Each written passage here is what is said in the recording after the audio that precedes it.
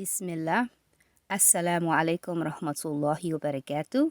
Thank you and welcome to episode 2 of my podcast, Hope and Esperanza. My name is Naomi. I'm a Muslim writer and blogger, as well as content creator on YouTube and host of this podcast. In the previous episode, I introduced myself by telling the story of my roots, how I was born in Chicago and raised in the foster care system, how I stayed in 9 foster homes, a group home briefly twice, and with 3 family members, 2 aunts, and actually 4 grandparents. 4 family members. My grandparents on each side, and 2 of my aunts, one in Grand Rapids, Michigan, and then another in Skokie, Illinois. So by the time I'm with my grandparents at 15, I've already moved and lived with 15 different people. My youngest brother and I were together for the first few years in foster care, but then we were separated. He was sent to a group home where he remained from the age of 7 to 17, and then I was bounced around. You would think that we moved around so much because we were bad, but that was not the case. The system wasn't created to keep children long term. The average time that it took for parents, family members, or for an adoption to take place was about anywhere between 2 to 3 years, max. So we got moved around to keep us, the children, and the foster parents from getting too attached. At least that's what was explained to me years later. And there was a time when my brother and I were almost adopted. We were placed in 1 or 2 what they call emergency homes before going to the home of Bob and Kitty. I was maybe 7 and my brother 5. Bob and Kitty lived on the north side of Chicago, near or on George Street. And I remember we went to Alcott Elementary School, and we lived on the 2nd floor of a 2-flat that they owned. Bob and Kitty had no children of their own. Bob was Jewish, of I think Polish ancestry, and Kitty was Mexican. Kitty looked just like Janet from Three's Company. So living here, this time here with Bob and Kitty, was the only time I felt that I had something close to a normal childhood. I took piano lessons and even had a recital at the Museum of Science and Industry. We went ice skating, we went to some Cub games, and we went to the racetrack to see the horses race. They also took us to Colorado and to Kentucky on road trips to see, I guess, their family members. Bob and Kitty also introduced me to Punky Brewster. Punky Brewster was a series in the 80s about a little girl who was a foster child. She wasn't quite bounced around like we were, but I appreciate their effort to kind of show us that there were other kids out there in the system. Bob and Kitty were Jewish. Kitty converted, but because we were considered Christian children, they would create Christmas for us. They even had us leave milk and cookies for Santa. I never believed in Santa, and I made it a point to tell my little brother every year that Santa was a lie. But then again, the intention from them was appreciated. We also did Hanukkah, so that was cool. We were placed with Bob and Kitty within the first few years after being taken from our maternal grandparents. And so this was during the time that my parents were both in court trying to get us. At least that was my impression. My father was trying to get us, I know that. And I know my mother was trying to keep him from getting us. Anyways, I knew that something was going on, and I believed that our time there would be temporary. But at the same time, we were going on 2 years plus with Bob and Kitty, and they wanted to adopt. So, like my youngest brother, he called everyone mom and dad when we were little. So, and this included Bob and Kitty. However, I did not. So one day, when they asked me to call them mom and dad because they were trying to introduce the idea of adoption, I got mad. I felt like they were trying to stop our parents from getting us back. I loved Bob and Kitty, and I wanted to stay there, but I did not want to lose my own parents. This is how I felt. And so I did not call them mom and dad. But they, alhamdulillah, they never forced me or made me feel bad about it. But they did continue their talks about adoption. They talked about us changing our last name. And this all became a little too much for me. So at school, I had a little blonde friend named April. And one day I told her my secret, that I was in a foster home. And then my foster parents wanted to adopt me. See, I must have expressed how angry it made me, or upset, or something, because April concluded that I was being child abused. And she encouraged that I tell my teacher about it. I didn't know what child abuse meant at the time. I'm 7 about this time. So I wrote a note to my teacher, and I don't remember the exact words, but I did include that I was being child abused because I didn't want to be adopted. Then what felt like a few days later, my caseworker was at the house, and then very shortly after that, my brother and I, we were removed, and then we were placed in a group home. Bob and Kitty were awesome foster parents, and I used to wonder what would have been of our lives had they adopted us. It's crazy because I looked at my version of how we left and how this was my fault. I interpreted that as empowering. I felt empowered. I felt that while no one else really wanted us, they did. And I felt like they were the only ones, besides our grandparents, that wanted us and that actually tried hard to keep us, but couldn't. About 20 years later, since the last time ever seeing Bob and Kitty, I wanted to search for them. I wanted to apologize if my allegations of child abuse had caused any harm, and I wanted them to know what became of us. At this time, I was a mother myself, and I was also in the process of trying to do some healing, and I was just looking for some answers when it came to my childhood.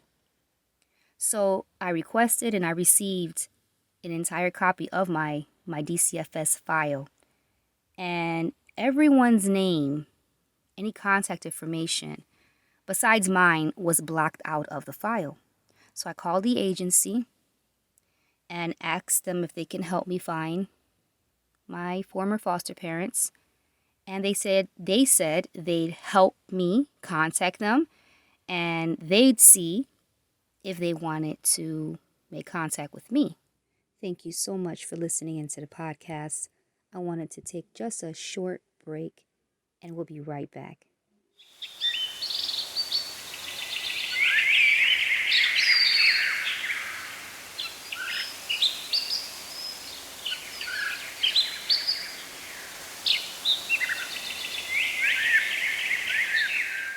Welcome back. My name is Naomi, and this is Hope and Esperanza. Let's get back into the episode. So after a little while, the agency called and said that Bob had passed away, and they wanted to know if I wanted them to try to reach out and find Kitty. And of course I did. I assumed that they would still be married, so I didn't think it would be hard. And alhamdulillah, contact was made. And I don't remember if Kitty called me or I called her, but we talked on the phone and we made plans to see each other in person. And so during this time, I moved back to Grand Rapids, Michigan as an adult. So I was living in Michigan, but I planned to make the 3 hour drive to see her, and I wanted to take my daughter. So Bob and Kitty went on to adopt 3 siblings, Puerto Rican, like my brother and I. And Bob had passed away only a few years before, and Kitty was living alone in a beautiful home as an empty nester. She showed my daughter and I pictures of my brother and I when we were kids. Because most people in my own family, like really like younger cousins, and they usually never remembered me, and almost no one aside from my grandparents had pictures. I would always feel forgotten. Like I was really not a part of anyone's past because I never really grew up with people consistently besides my brother. But here I was with a woman who remembered us. And not only did she remember us, she kept pictures of us in her family albums, and she shared so many stories. Even after the phone call and the first few hours of visiting, I couldn't bring up that letter, but I knew I had to before I left. So right before my daughter and I were getting ready to leave, I forced it out. I was like, I'm so sorry about that letter that I wrote. And what? She was like, what letter? I'm like, the letter I wrote about being child abused and forced into adoption. The one that resulted in my brother and I being taken away. Had it not been for that letter, we would have never had to leave, right? So she just looked at me and laughed, and she was like, "No, you and your brother were going to be removed anyways. We couldn't keep you any longer without an adoption, and so no matter what, you guys were being moved." I was shocked. See, I didn't know the rules. I didn't know there was a time limit. So when she said that, it was a shock. And then she was like, "I'm so sorry, and I hope you didn't carry any guilt. I hope you haven't been carrying any guilt around all this time, thinking that the move was your fault." It was never guilt. Like it really wasn't never guilt. I tried to tell her. I mean, I knew that when I got older, I knew that I was only a child, and I knew that I was confused because I thought my parents were working on getting us out. But I told her I felt like you and Bob were the only ones that didn't want us to leave, that really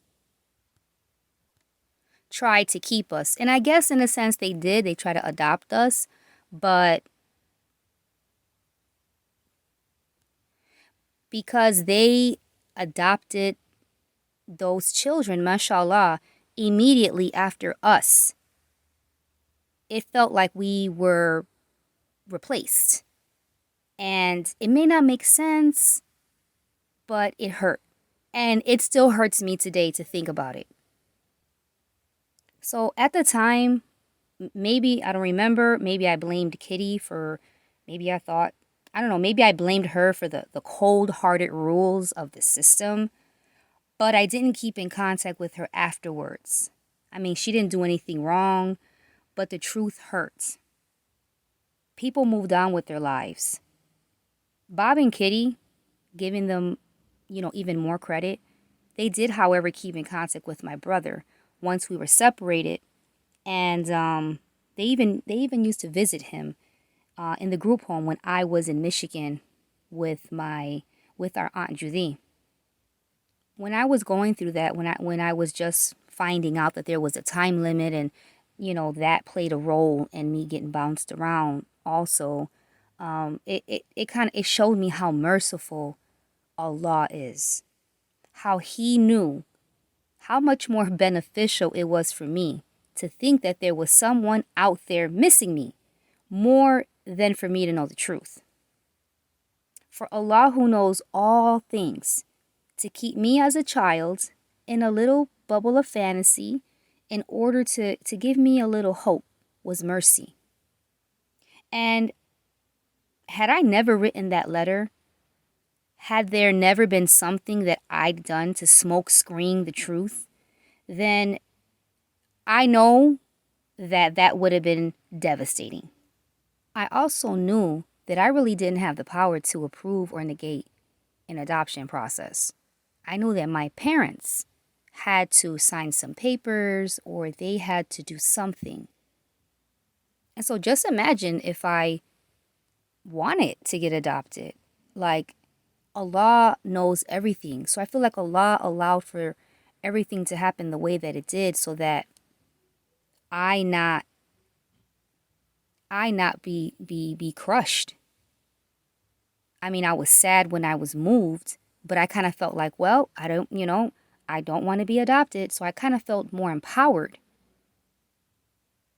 But had I not had a little something in my back pocket, I would have taken it extremely personal. I mean, how could you have explained to an 8-year-old, or I don't even know if I was 9. My brother was like 6 or 7. How can you explain to these kids that they were leaving a home, school, friends, and a family that they've been with for a little over 2 years for no other reason besides your time is up? Like, how can you do that and then not mess them up, right? So another thing that I had, and I don't even remember where it came from, but I was always embarrassed of being a foster child, because to me, that meant that your family doesn't want you. Your people don't want you, And I just always had that embarrassment and that shame. See, my brother and I, we were not placed in the system because we were juvenile delinquents, nor were we moved around so much because we were bad. We were abandoned and kept in a system that bounced us around because it was not designed to hold children long term. Thank you so much for listening into the podcast. I wanted to take just a short break, and we'll be right back.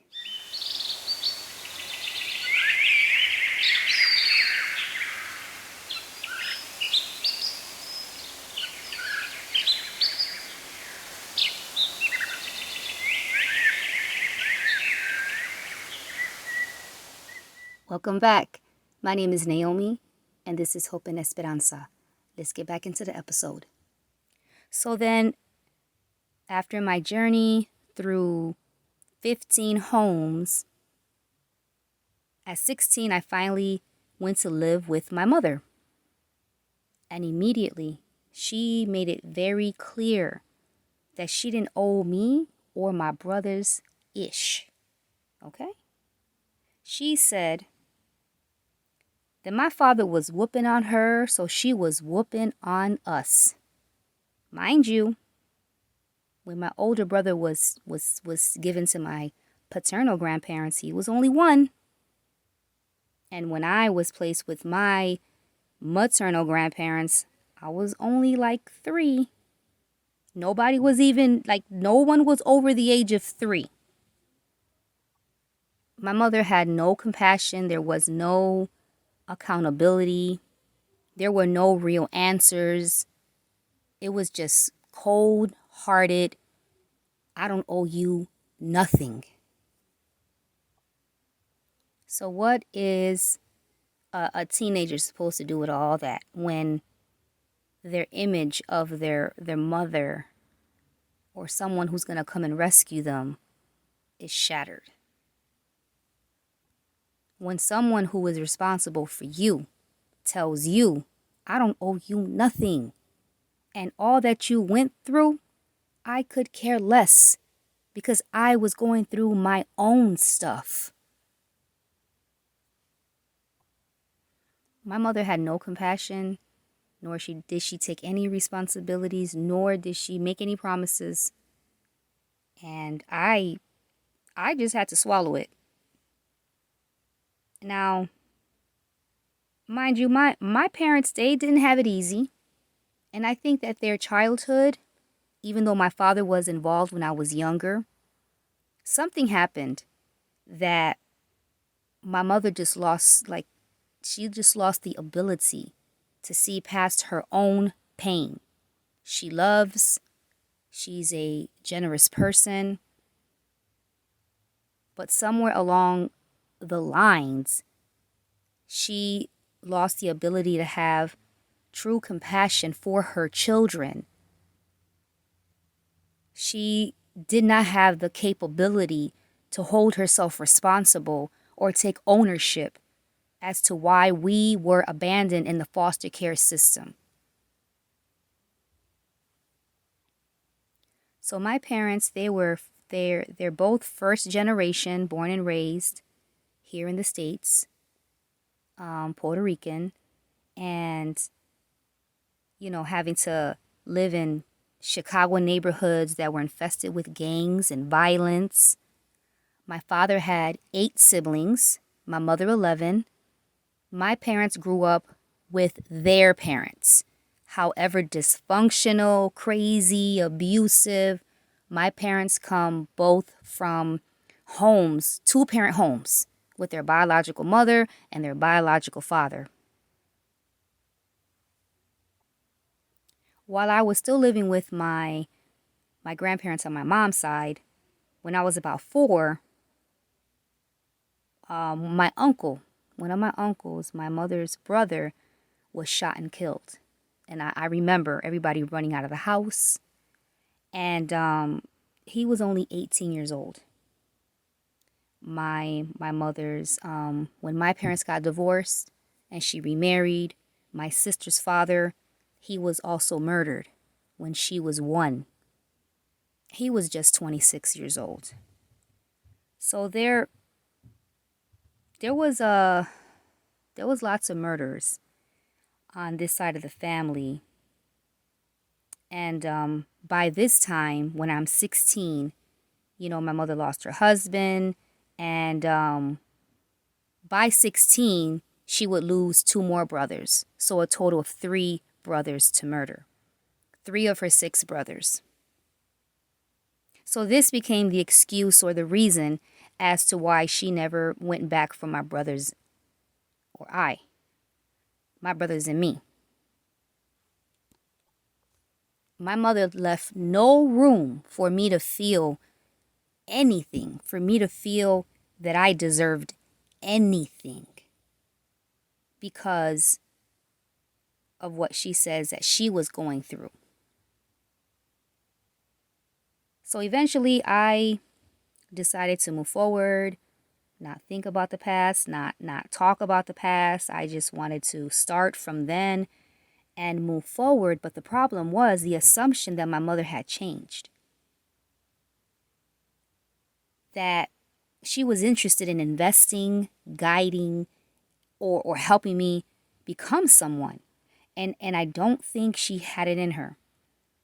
And I assumed all mothers did. And this is not at all to bash my mother. This is to expose my own wounds so that I no longer feel responsible for my childhood. And to help anyone else who may wonder why a parent just wasn't there. And when they were, they hurt or misguided them. It's crazy to think, but it's not personal. Some parents are so stuck in their own pains and traumas from their own childhood that they don't notice the damage they do to their own children. And even now, some of us are neglecting abusing, abandoning our loved ones and excusing it with our own self-pity. My hurt and my confusion as a child had so many layers. It wasn't merely that my parents didn't raise me. It wasn't merely that I was in foster care. It was the fact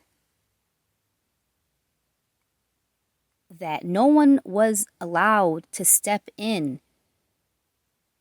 No one, anyone who wanted to do anything for me, they were attacked. And that is where the anger started to grow. So if my mother was going through these tragedies, if my mother was going through all this trauma, why fight my father? Why didn't you just let him take me and my brother? Why? And if you had no interest in taking us out, why not sign the paperwork and let Bob and Kitty adopt us? But that's the thing. When we're so hurt and we're so bitter, we do things that make no sense logically. Like, I know now as a grown woman that, I love my mother, but my mother did not want my father to have us. That's really what it was about. It wasn't about us. She didn't want us, and she didn't want my father to have us because she didn't want to lose to my father. So whenever my father would pull back, she would disappear. Then whenever he stepped up, she would start fighting. And at that time, mother had first dibs on the kids. And so this started a cycle until my dad landed in jail. Then she kind of like disappeared. There aren't many things you can tell a child that will excuse abandonment, aside from a sincere apology and a willingness to atone. And there are even fewer if you've blocked others from stepping up. I can look back now and appreciate the constant movement that I was in, because only by Allah's mercy did no man ever touch or abuse me, alhamdulillah. And this is rare, even a miracle for any child in the system. I feel that I dodged so many bullets by Allah's grace. But it wouldn't be until I had my own children, I just started to create my own dysfunction, because I started to become selfish about my own pain. It wasn't until I started to recreate this vicious cycle to the detriment of my kids that I would then start to learn this. Like, a child should never be responsible for the emotional well-being of their parent. It's actually in reverse. Your parents should be the ones that make you feel safe, make you feel love, give you a platform to grow, invest in you. And when you grow up not having that, not just from your parents, because I don't believe that you can only get that from your parents. But if you grow up without that point blank period, then you won't even know it's not your responsibility. You will think it's normal. You will make excuses for those who are responsible for you. And you will never learn to have patience for yourself, because you were never important enough for anyone else. So how can you then learn that you are important for yourself? At least this is what became of me. This is how I felt. I felt like I was an orphan.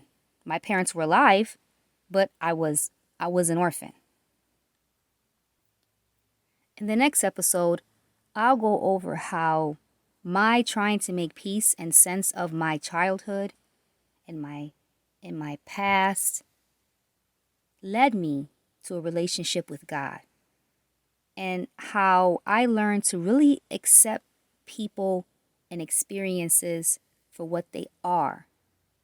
Like, I learned what that really meant. Thank you so much for listening.